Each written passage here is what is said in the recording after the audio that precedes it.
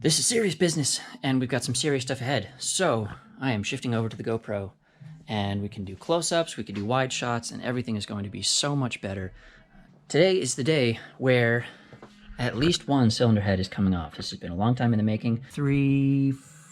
Maybe four head bolts have been taken out, leaving the rest in. So we've got the bottom row, we have, I have to get my light, but I believe we have 2 on the bottom row and 3 on the top. I'm going to gently just crack them free. These are torque to yield bolts, and I believe they've been out before.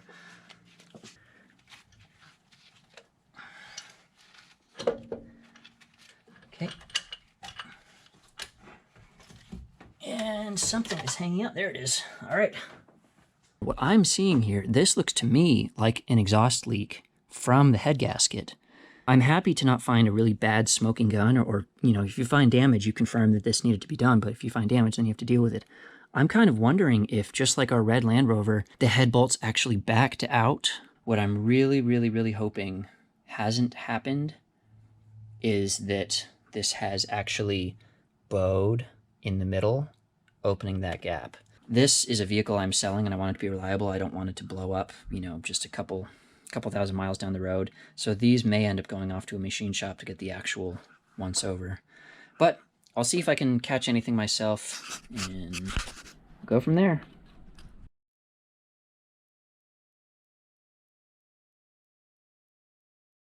So here's what I'm thinking we do. I am going to pull all the valves and collect all of these pieces, give them each one their own little bin. I got this from work years ago. Super handy to have. So one by one, pop each of these out, inspect them. In seeing things like this, this makes me think that exhaust has been leaking through. I'm definitely going to do new valve seals on these. What we're also going to find out is how much play is on the valves themselves in the actual machine channels inside.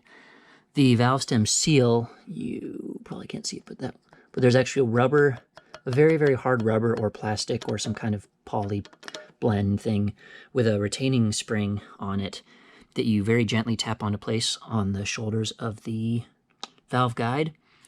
I am definitely going to replace those. They're pretty easy to get off and pretty easy to put on. And I've got between the old, I didn't do it on the red Land Rover because they were actually pretty new, still failed, but the head gasket still failed, but didn't need those. So the kit that I got for this, to do this one upright, I've got all the valve stem seals I need for that. But another thing, just look at, I had to wait until you guys were with me. So there's kind of rusty residue in there, but there's just a lot of scuzziness in here. Hopefully, you know, hopefully we put this all back together, it'll get a couple oil changes through it, nothing goes wrong, and we'll get it back to good operating status.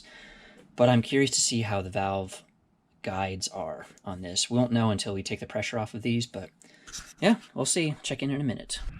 Another item to remember here, I'm doing this for myself as much as you. Land Rovers have kind of a funny firing order, at least the Rover V8. So we are looking, this is intake manifold side, this is exhaust manifold side.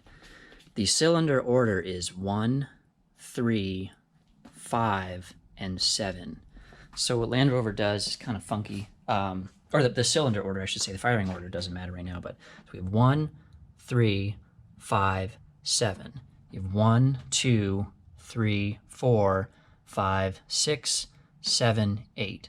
So we have 8 valves to consider for one cylinder head side. Got 1 and 1 intake exhaust, which is exhaust, intake, exhaust, intake, intake, exhaust, intake, exhaust. So what I'm going to do is label these, I'm going to set these up once again, 1, 3, 5, 7. Intake, exhaust, intake, exhaust, intake, exhaust, intake. Anyways, I'm just going to confuse myself if I keep talking. But what I'm going to do is we'll have cylinders 1, 3, 5, and 7. So there we go. Just so we're in this together. All right, this just gets better and better. So I just did a quick wipe down with some carb cleaner, and I'm just going through all kind of the ports that are exposed. This, I mentioned that there were only two oil points, so this matches up to the rocker arm assembly, and it's not going through what should be. Let's try the other way. But, oh, here's an example. So this is the mirror image. Goes through and through. You can see here, right at the base of the rocker arm assembly. Let's try. Nope. It's not going through. You can see this buildup in here, and I'm hoping it may be at an angle, but I don't really think so. It just doesn't seem. So I'm going to play with that a little bit more, but you should be able to see just exactly like the other side. Oh, you know what? It's working its way through, but that's no bueno. Look how, there we go. Look at the oil that's coming out of that. So I don't think oil has been flowing through this. Yeah, we're getting there. Aren't you glad, aren't you glad we found it now? And that's why it, really helps do your homework and know what each thing does. Because if we just did the whole, even if this got hot tanked and that didn't get cleared out, we're not getting oil through either the feed or the return. I would assume that this is probably the feed, just since it's got, I would assume higher pressure goes in here. And this has probably just been kind of collecting in the rocker arm and then draining through. I don't know where that would drain through. It may. Yeah, all that to say. Yeah, well, we're probably going to be finding more and more stuff like that together, so figured you'd enjoy. Okay, got that totally cleared out. Look at all that. Just straight up dinosaur coming out of that. Got it free and clear now, but that, I mean, it's not great, Oil hasn't been going in either direction on this for who knows how long. So, I mean, it's clear now. I can't. I'll just have to hope that the pressure is enough to. Well, what would have suffered probably was this from the original vehicle. This is the one from the Range Rover. We may have, without knowing it, ended up with a better rocker arm assembly, because if there's just not oil flowing through it, you're going to get, I don't know, it might be the other way around, but you're going to get feed in one way, and the oil gets consumed or distributed as it runs through. Once you get to the end of it, it's, even if you have enough there, it's not going back into the system. So, got this cleared up, and got a lot of confidence from that. So if this gets hot tanked or whatever, this is now going to be free and clear. It's going to get cleaned up even more if it needs to be. Doesn't do a lot if I don't show you. So, oh, of course I blocked it. Well, here we go. So, here we go. There's that oil passage. Other oil passage. This goes like this. So bear with me for a second. It's going to be upside down. But this little channel here, of course, you can see the clean side is where the oil theoretically was coming through. And all this is the gunk where just gravity feeds it in. The oil pressure pushes this up through here, and it's distributed into these little, oh, see, yeah, a bunch of goop in there. So this is going to need to be cleared out as well. Yeah, lots of goop in here, but it's fed through the outer two, because it's just, yeah, only the outer two. I'll go here. Only through the outer two ports here, 1 and 2, and then is pressed, or, pressurized, runs up here, and then sits on top of your push rods to lubricate them, and then of course gravity feeds them down through there. All right, we've got some fun toys. What do we have here? This is a valve spring compressor, and this big goofy thing fits over, lighting's not great, but it fits over the cap valves, words aren't coming to me right now. That goes there, and then the didgeridoo on the who's what's it goes over here. So what happens is, you know what, I'm just gonna set you up here. Bear with me. You know what, this might even just be what we need. So this seats here, and what happens is this compresses. This is way out. I haven't adjusted it yet, so I need to loosen this way up. I also need to close this, because as you can see, there is some adjustability here, as dictated by this screw, and you want to be as small as it needs to be. Open this up. Come on. I have used these before. I have not physically used this one, actually. I borrowed one from a nice one from a friend a couple years ago when we were doing the red discovery. And then sometime later, I actually came across one in the wild. So let's open this all the way up. You want to just sit on top. That should be good. And what's nice is sometimes you have different size valve springs. These are all the same, so I only need to adjust it once. It'll fit on all of them. But close this here, and what we'll do, you see that motion there? I need to adjust it, loosen it more so it's closer to the fully closed position. But there we go. And you don't need to go too far. All you're going to do, I don't know how visible this is.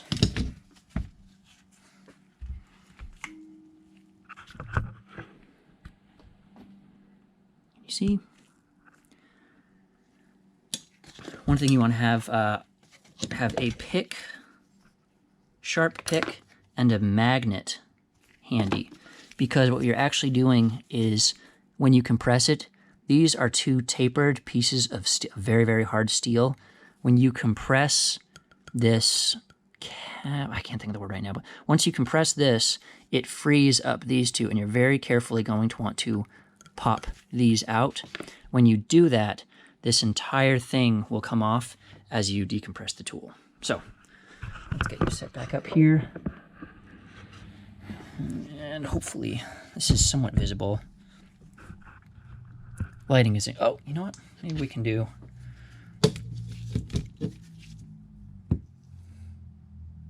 how's that? So this should be, I'm gonna let this out more, because the less range I have here, the easier it is to compress. Oh, see? So I went too far. Tighten up a little more. The nice thing about this is it has a, okay, a little more, a sort of detent, or a stop, where you've gone far enough and it will hold it open. So, let's see, can you guys see all right? I'm gonna pop these. Well, you can probably see better than I can now.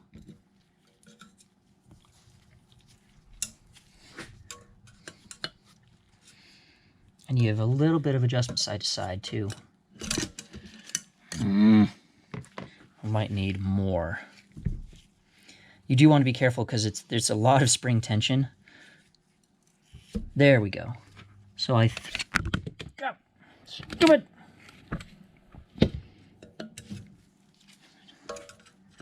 These also might be baked on. In fact, I suspect. There. So we got one off. This is where the magnet can be handy. No, these are pretty well baked on. So, there. Okay, one is out. The other is out. Now, be very careful, because when I release, there is nothing holding it on. So, okay, that's it. And I'll keep this range about the same. So I'm going to leave that in that condition. Now, a little crusty. Yeah, these, that's not terrible. Oh yes, these seals are destroyed, but, so we've got two collet, I believe, yeah, 2 of these keepers, 1 cap, and the spring itself. Now, before I go any farther, this is cylinder 1, and this is the exhaust valve. Cylinder 1, exhaust valve. So now that we've gotten that out, as you can see, the tool scraped a lot of carbon off that. But, I mean, this really doesn't tell you anything, but just kind of listen. You can hear there's kind of some skipping and some biting. What we're checking now, you push this out, so you can still see that from behind. To check the play in the valve guide, I mean, if you really, really go at it the right way, you'd have, you know, feeler gauge. This is, you can hear just a little bit of play. This is a little bit worse than the red Land Rover, unfortunately. If we look at the wear on this valve, it's okay. There's, oh no. So this is not great. We'll see how it cleans up, see how that wear pattern is. And you can see the seating is terrible, so we're definitely going to redo these valve seats. And lots of carbon in there. So I probably shouldn't have done that with a corner, but it's, you know, this has 149,000 miles. I certainly don't think it's bent. This is a non-interference engine, so nothing will allow the pistons to hit the valves, but just kind of this, I'm going to be doing this, you know, 16 times over the next couple days and weeks. But just wanted to give you guys kind of an intro on how this works. Yeah, you see the little streaking.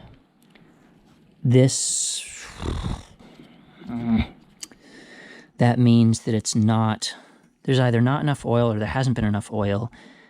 And this doesn't have a great stroke up and down. There's play side to side to give it these contact points with these kind of streaks that show, you know, it's never making contact with this, and it's frequently making contact with this. So, very interesting. Okay, I've just been moving along one by one here. So remember, this is our, what seems to be the most burnt one. The valve itself is acceptable, but you see how much streaking there is up the valve itself. So flip this over real quick.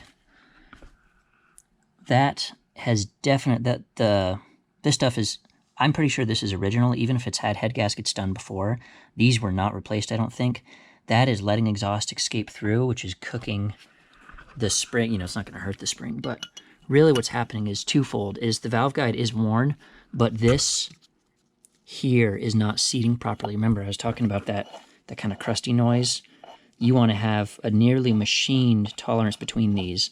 And what you do is you use a valve grinding compound. I am going to be doing that on every single valve. And it will both grind down this a little bit, as well as grinding down, you see these different colors, the stages. You're going to have one surface there that's perfectly shiny, machined, you know, self-clearance technically. That edge there against this edge here, and that's going to give you the best fit between them. So, more to come. Right, here's another one here. This is cylinder 5 exhaust, and you see all that black.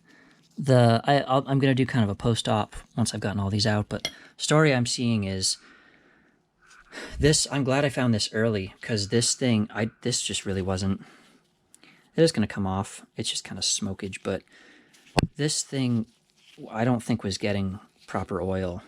I'm curious to see what the actual oil pressure is once this is all back together. But for example, I have to crack these off. They should just be sitting, you know, the pressure of the spring should be the only thing holding these on. But I compress these, and I actually have to take a brass, I choose to use a brass hammer. These things are cooked on here. So there's just varnish and baked oil underneath it. You can even, like, look at this. So that's just all this, it's not getting oil flow through here. So not great, not a deal breaker. I think this,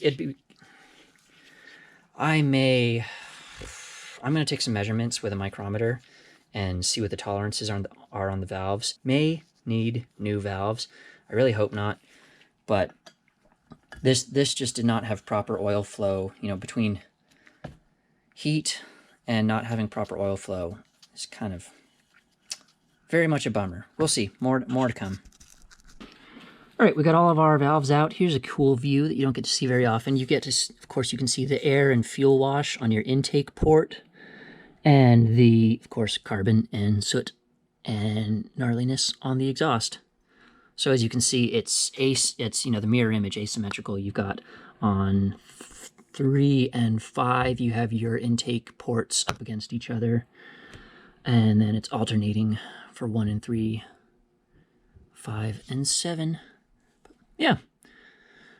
So I couldn't do a compression test. I think this was a failure, that there was exhaust escaping from around the head gasket, which would be, that somewhere really between here and here. I mean, you can see the discolorations right here. So intake side over here, this doesn't really look like it. This has kind of an even carbony, gassy deposit spread. But yeah, I think this is it. I think this is what I would have been curious to see is if there was any signs of smokage up this head bolt port. But yeah, so I think this is your exhaust escaping out, which was the same as the Land Rover, as a matter of fact. I have yet to see one. The head gasket was much more burnt on it, but that could have been a result of the